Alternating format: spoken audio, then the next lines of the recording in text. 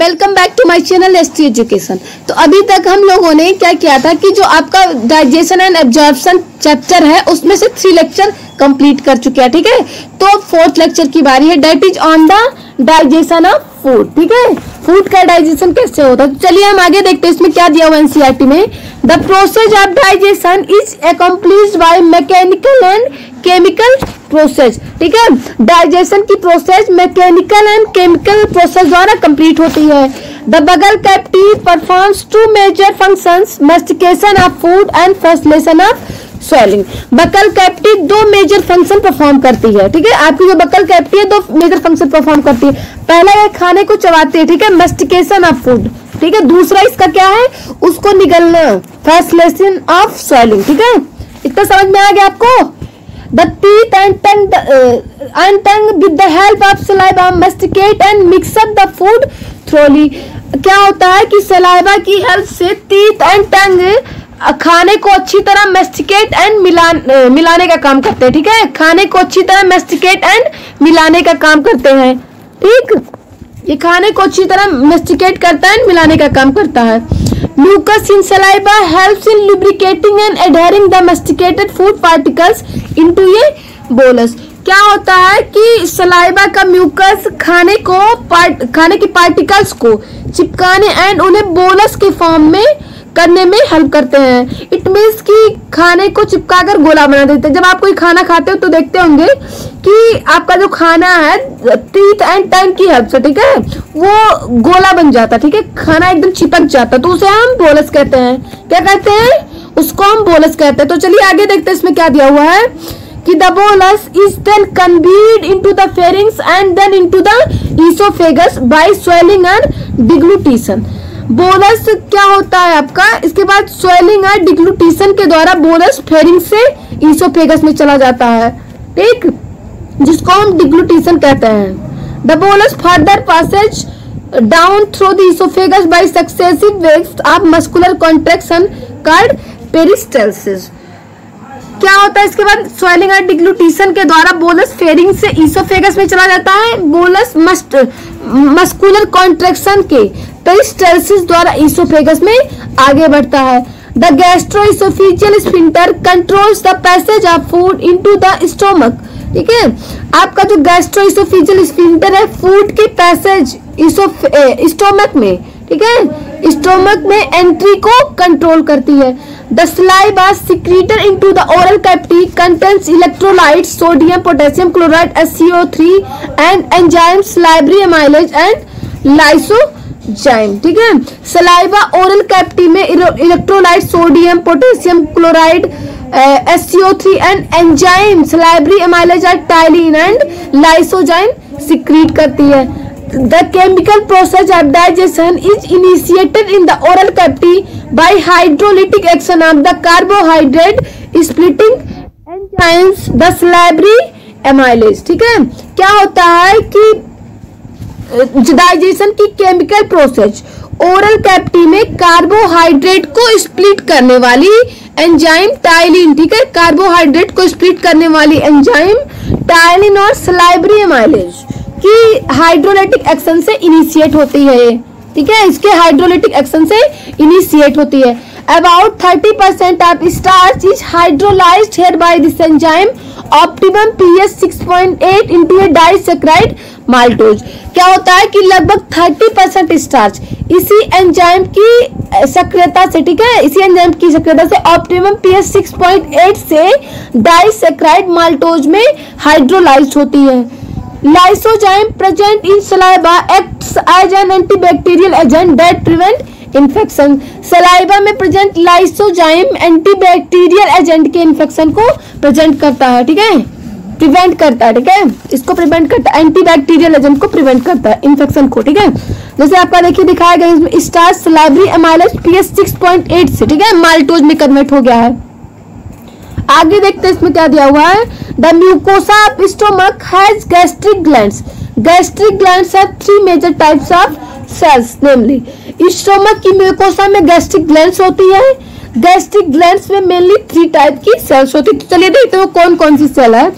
पहला आपका mucus neck cells which secrete mucus, mucus का सिक्रीशन करने वाली म्यूकस नेक सेल प्रेजेंट होती है। दूसरा आपका है कि peptic or chief cells which secrete the proenzyme pepsinogen and, ठीक है, क्या होता है कि पेप्टिक आर चीफ सेल्स जो प्रोएंजाइम पेप्सिनोजन को सीक्रेट करती है।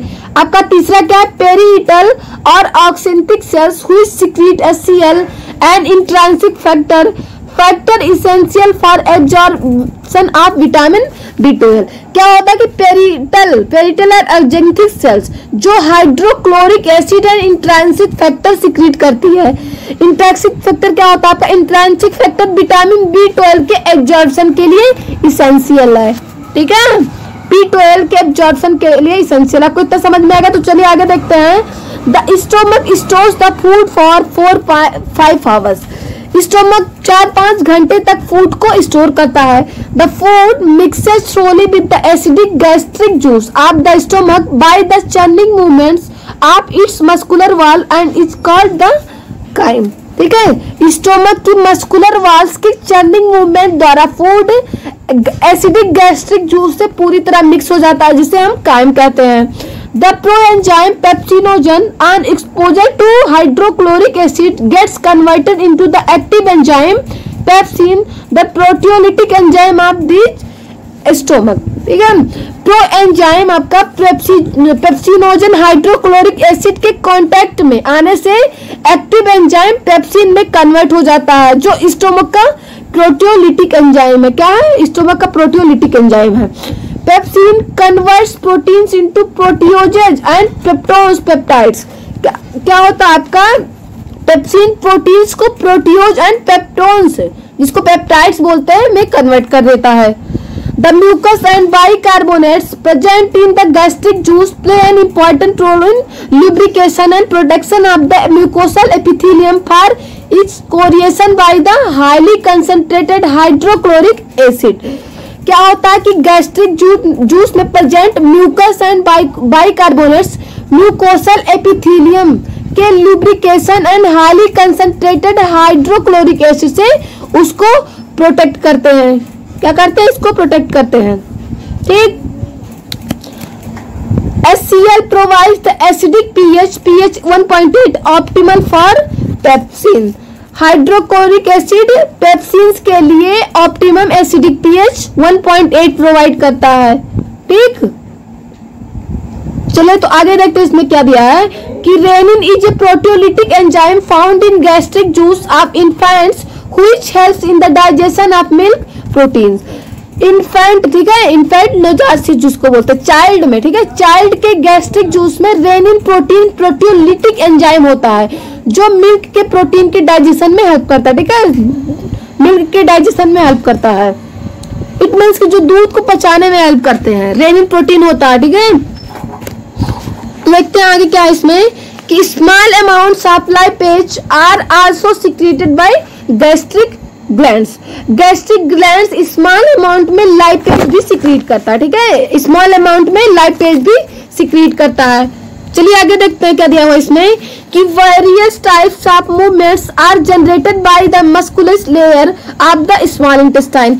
स्मॉल इंटेस्टाइन का मस्कुलस लेयर कई तरह की मूवमेंट करता है। These movements help in through mixing up of the food with various secretion in the intestine and thereby facilitate digestion. क्या होता है कि इन मूवमेंट से फूड वेरियस सिक्रीशन से अच्छी तरह मिक्स होकर, ठीक है, अच्छी तरह मिक्स हो जाता है एंड डाइजेशन प्रोसेस आसान हो जाती है। The bile pancreatic juice and the intestinal juice are the secretion release into the small intestine, ठीक है। क्या होता है कि हेपेटोपैनक्रियाटिक डक्ट, ठीक है, आपकी क्या होता है कि हेपेटोपैनक्रियाटिक डक्ट द्वारा bile pancreatic juice and bile juice intestine में रिलीज कर दिए जाते हैं। इट मीन्स कि pancreatic juice and bile juice secretion small intestine में होता है, ठीक है, इनका सिक्रीशन स्मॉल इंटेस्टाइन में होता है। Pancreatic juice and bile juice release through the hepatopancreatic duct. The pancreatic juice contains inactive enzymes trypsinogen, chymotrypsinogen, procarboxypeptidase, amylase, lipase and nuclease। क्या होता है कि पैनक्रियाटिक जूस में trypsinogen chymotrypsinogen, procarboxypeptidase, amylase and nuclease enzyme inactivate होते हैं। ठीक है, ये सब एंजाइम इसमें इनएक्टिवेट होते हैं।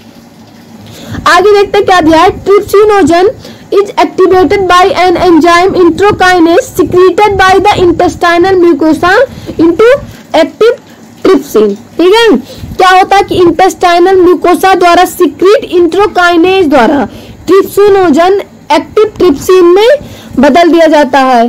ठीक है, which in turn activates the other enzymes in the pancreatic juice, जो क्या करते हैं पैनक्रियाटिक जूस के अदर एंजाइम्स के एक्टिवेट करते हैं। ठीक है, पैनक्रियाटिक जूस के अदर एंजाइम्स को एक्टिवेट करता है। The bile release into the duodenum contains bile pigments, bilirubin and biliverdin, bile salts, cholesterol and phospholipids but no enzymes। आपके डुडेनम में रिलीज होने वाले बाइल में bilirubin and biliverdin bile salts, जिसको bile pigments है। ठीक है, bilirubin and biliverdin bile pigments है and bile salt, cholesterol and phospholipid होते हैं बट कोई एंजाइम नहीं होता है। ठीक है, इसमें कोई एंजाइम नहीं होता है। Bile helps in emulsification of fats that is breaking down of the fat into very small micelles. Bile also activates lipase. क्या होता है कि बाइल फैट के इमल्सिफिकेशन में हेल्प करता है एंड उससे वेरी स्मॉल बहुत छोटे माइसेल्स में तोड़ता है। बाइल लाइपेज एंजाइम को भी एक्टिव करता है, बाइल ही एक्टिव करता है लाइपेज एंजाइम को। ठीक है, इतना समझ में आ गया। तो आगे देखते हैं क्या है इसमें कि the intestinal mucosal epithelium has goblet cell which secrete mucus. क्या होता है कि इंटेस्टाइनल म्यूकोसल एपिथेलियम में गॉबलेट सेल होती है जो म्यूकस सीक्रेट करती है। The secretion of the brush border cells of the mucosa along with the secretion of the goblet cell constitute the intestinal juice or succus इंट्रिकस।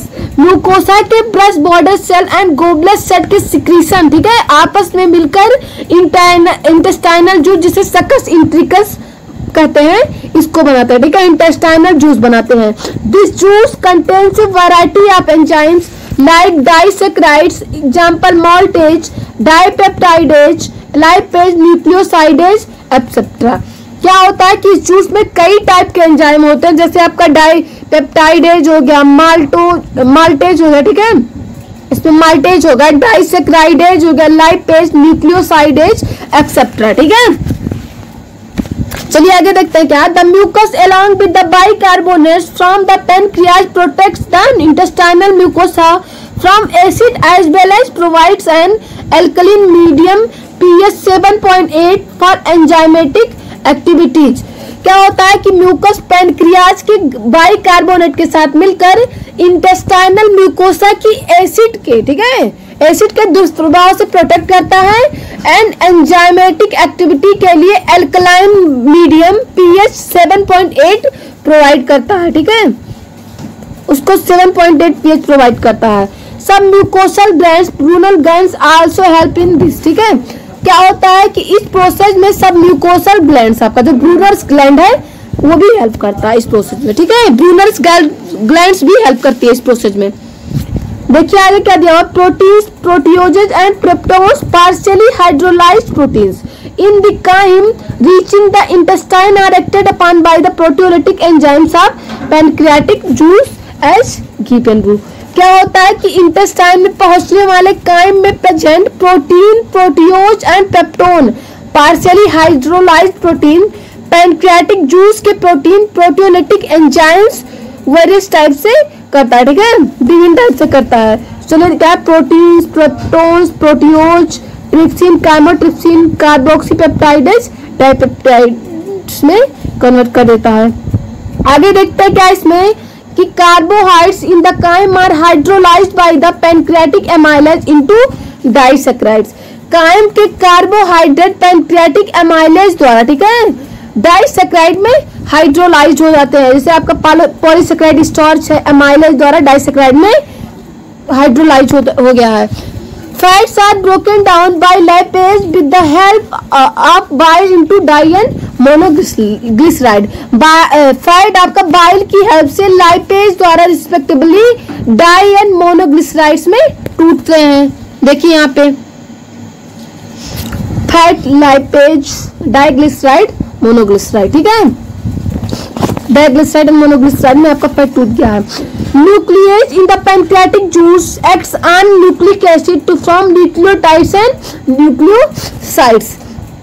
क्या होता है इसमें कि पैंक्रियाटिक जूस के, ठीक है, फैट इसमें देखिए बाइल की वजह से टूट ही गया है, ठीक है। तो पैंक्रियाटिक जूस के न्यूक्लिक एसिड्स को न्यूक्लियोटाइड एंड न्यूक्लियोसाइड में एक्ट करते हैं। देखिए यहाँ पे nucleic acid, nucleus, nucleotides, nucleosides, ठीक है।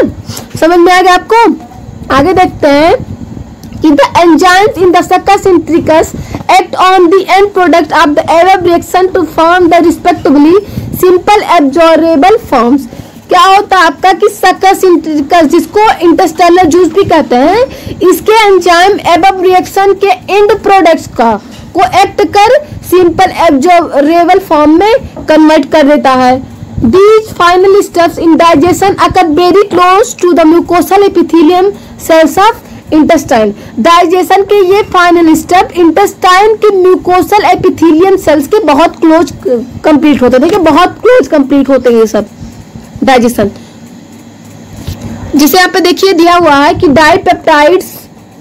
डाइपेप्टाइडेज अमीनो एसिड्स माल्टेज के द्वारा ग्लूकोज प्लस ग्लूकोज में कन्वर्ट हो जाते हैं। लैक्टेज के द्वारा ग्लूकोज ग्लैक्टोज में, सुक्रोज आपका सुक्रेज के द्वारा ग्लूकोज प्लस फ्रक्टोज में, न्यूक्लियोसाइड्स आपका न्यूक्लियोटाइडेज के द्वारा न्यूक्लियोसाइड्स, फिर न्यूक्लियोसाइडेज के द्वारा सुगर्स एंड बेस में, फिर डाई एंड मोनोग्लिसराइड लाइपेज के द्वारा फैटिक एसिड्स एंड ग्लिसरॉल में, ठीक है, ब्रेक डाउन हो जाते हैं। The breakdown of biomicromolecules maintained above occurs in the duodenum regions of the small intestine. क्या होता है कि ऊपर दिए गए बायोमाइक्रोमोलेक्यूल्स के ब्रेकडाउन की प्रोसेस स्मॉल इंटेस्टाइन के ड्यूडेनम रीजन में कंप्लीट होती है। The simple substance thus formed are absorbed in the jejunum and ileum regions of the small intestine.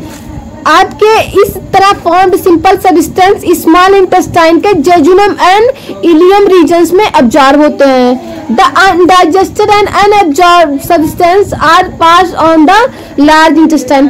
Undigested and unabsorbed substance large intestine में चले जाते हैं आपके, ठीक है। अनडाइजेस्टेड एंड अनअब्जॉर्ब्ड, जो डाइजेस्ट नहीं होते हैं एंड जो एब्जॉर्ब नहीं होते वो आपके लार्ज इंटेस्टाइन में चले जाते हैं, ठीक है। तो चलिए आगे देखते हैं इसमें क्या दिया हुआ है कि no significant digestive activity occurs in the large intestine, ठीक है। लार्ज इंटेस्टाइन में कोई डाइजेस्टिव एक्टिविटी नहीं होती है। The function of large intestine के फंक्शन है, ठीक है। चलिए देखते हैं उसको फंक्शन को क्या क्या क्या है। Absorption of some water minerals and certain drugs, कुछ water minerals and certain drugs का एब्जॉर्प्शन करता है, ठीक है। दूसरा क्या है कि secretion of mucus which helps in adhering the waste undigested particles together and lubricating it for an easy passage. Mucus का सिक्रीशन जो वेस्ट अनडाइजेस्टेड पार्टिकल्स को चिपकाने एंड लुब्रिकेट होने के कारण उनके पैसेज को इजी बनाता है, ठीक है। समझ में आ गया आपको दोनों फंक्शन क्या क्या है। चलिए आगे देखते हैं। The undigested unabsorbed substance called faeces इंटर्स into the caecum of the large intestine through ileocaecal wall. Undigested and unabsorbed substance को फीसेज कहते हैं। ये लार्ज इंटेस्टाइन सीकम में इंटर इलियोसिकल वॉल के थ्रू करते हैं, ठीक है। Which prevents the backflow of the fecal matter, जो fecal matter के backflow को prevent करता है। It is temporarily stored in the rectum till defecation। क्या होता है कि temporarily defecation से पहले तक rectum में store रहता है। The activity of the gastrointestinal tract are under neural and hormonal control for proper coordination of different parts। Gastrointestinal tract की एक्टिविटीज डिफरेंट पार्ट्स के प्रॉपर कोऑर्डिनेशन के लिए न्यूरल एंड हार्मोनल कंट्रोल से होती है, ठीक है। न्यूरल एंड हार्मोनल कंट्रोल से होती है। The sight smell and or the presence of food in the oral cavity can stimulate the secretion of saliva. क्या होता है कि फूड के प्रेजेंस को देखने के लिए उनकी स्मेल एंड ओरल कैविटी में प्रेजेंट सलाइवा के सिक्रीशन के लिए स्टिमुलेट कर सकती है। तो चलिए आगे देखते हैं क्या है कि gastric and intestinal secretion are also similarly stimulated by neural signals। इसी प्रकार आपके similarly gastric and intestinal secretion भी न्यूरल सिग्नल से स्टिमुलेट होती है। The muscular activities of different parts of the alimentary canal can also be moderated by neural mechanism both local and through CNS। क्या होता है कि एलिमेंट्री कैनाल के different part की मसल्स की एक्टिविटी भी लोकल एंड CNS, ठीक है, सेंट्रल नर्वस सिस्टम द्वारा, ठीक है, central nervous system neural mechanism द्वारा मॉडरेट होता है, ठीक है, न्यूरल मैकेनिज्म द्वारा मॉडरेट होता है both local and through CNS, ठीक है।